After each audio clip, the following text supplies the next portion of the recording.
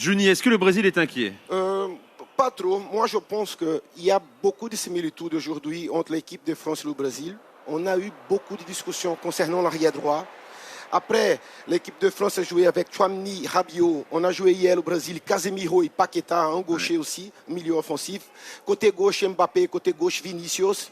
Dembélé, il y a Rafinha. Et Neymar, il jouait au poste de Griezmann. Ce qui se passe, c'est que Neymar, aujourd'hui, dans la tête de Tite, ils ne peuvent plus jouer à gauche. Et c'est à gauche où Neymar, il était vraiment le joueur qu'on a connu. Même si, bien sûr, il préfère aujourd'hui jouer plus près du but, comme un armateur. Il décroche pour prendre plus le ballon.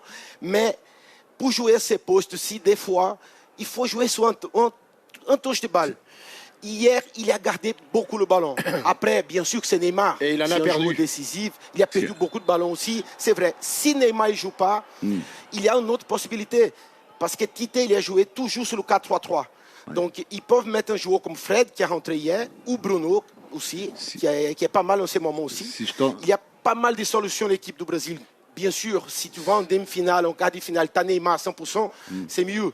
Mais je ne vois pas de problème pour les deux prochains matchs sans Neymar. Pour toi, c'est pas une catastrophe. Si je t'entends bien, si je te comprends bien, c'est que ce qui te gêne un peu, c'est cette position nouvelle pour Neymar qui est un peu plus dans le cœur du jeu. Ouais. C'est-à-dire que c'est un garçon qu'on a connu assez souvent et je l'ai connu quand il était au Barça avec Suarez et Messi, il était sur un côté gauche. Ouais, là, il est complètement même au PSG quand il est arrivé aussi, il est arrivé sur le côté gauche. Ouais. Maintenant, il va un peu plus dans l'intérieur parce que Tite, l'entraîneur, veut protéger ses côtés avec Rafinha d'un côté et de l'autre côté, il a notre Vinicius. Comme ça, il se dit au moins Neymar. Hier, c'est vrai qu'il a peut-être dans la première mi-temps, il n'a pas été bon comme ses partenaires. Ils ont été bons peut-être, on va dire, dans le placement, dans le remplacement. Mais en deuxième mi-temps, Juni, c'est un garçon.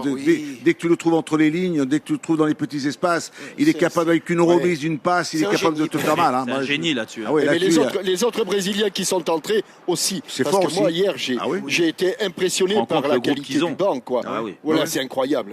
Incroyable.